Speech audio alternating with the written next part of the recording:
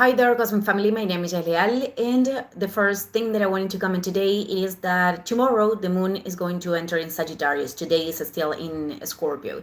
So if these last days with the moon in Scorpio, you've been, going through processes of a lot of intensity of focus in something, and when this is about an experience that is actually adding something positive, that is contributing, that intensity doesn't cause discomfort. On the contrary, it could help us to reconnect with our passions, etc.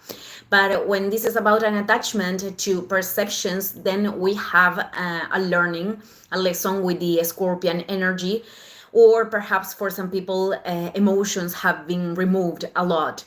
So the phase where the moon enters in Sagittarius could be the moment where we could feel recharged again, or that we can reconnect with the will of exploring the path. This is not to deposit the guilt, in the moon nor in other planets, but Sagittarius is the phase where we can reconnect with the trust in the experience.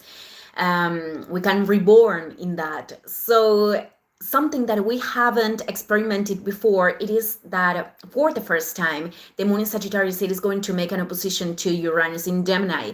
And Uranus, it is the regent of the next full moon in Aquarius that is already active from today. I'm going to comment tomorrow its aspects, but it comes with a lot of dynamics.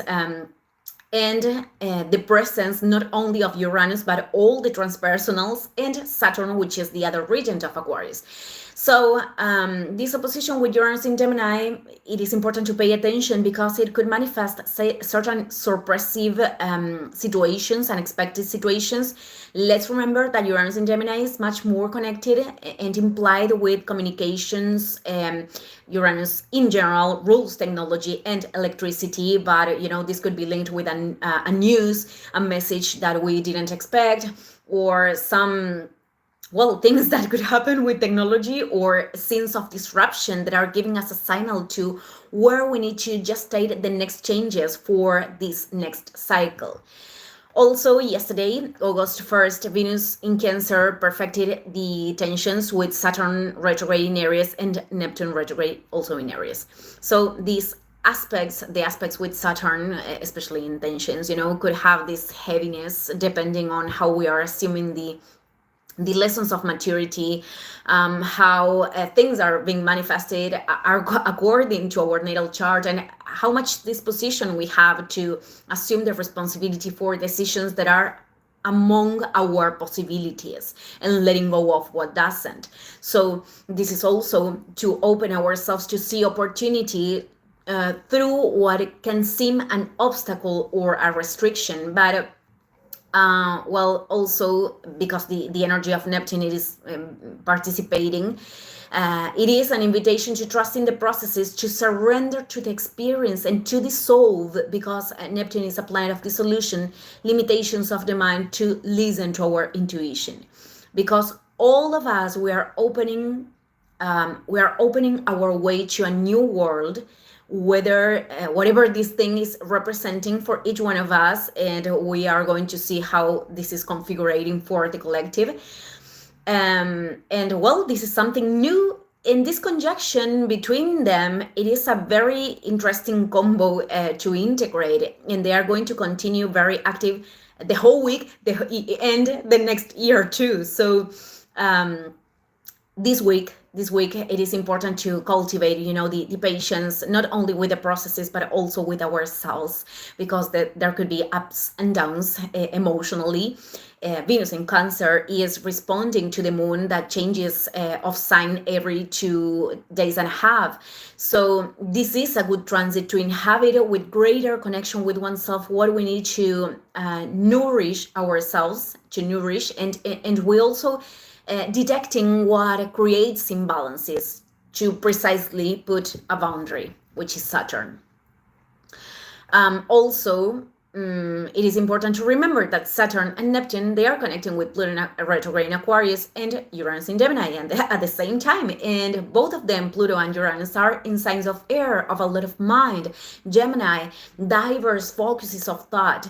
So this could bring an overcharge, mental overcharge, and that we can lose the presence in the connection with the body, especially if we spend a lot of time in screens. So it is important to remind ourselves to make activities that can turn us back to the earth, to the body, to the movement, to be more rooted.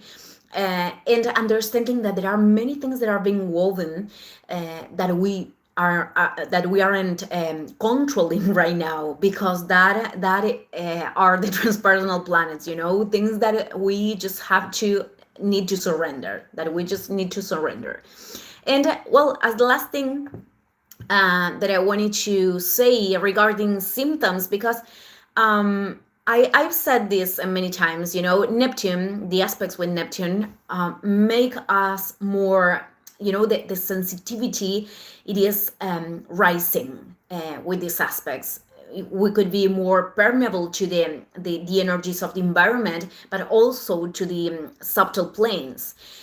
Therefore, there are people that could feel very weird.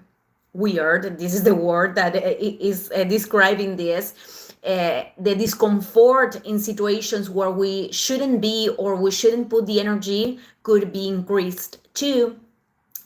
So whatever thing you are physically feeling, even if not everything is fitting into what the rational mind knows, it is also guidance to approach the path, the present circumstances. So an energy hike is coming, a very important one, and we are always going to experiment this. So the thing is that there are phases of assimilation and consolidation of this entering light, and there are other ones that we are experimenting a new increase. And this, it is very linked with a lot of movements in the external, or that internally we are feeling all of that. So we are going to that kind of point right now. Okay, I'm going to see you in the next transmission. Thank you, everyone. See you in the next. I am repeating myself. Sorry.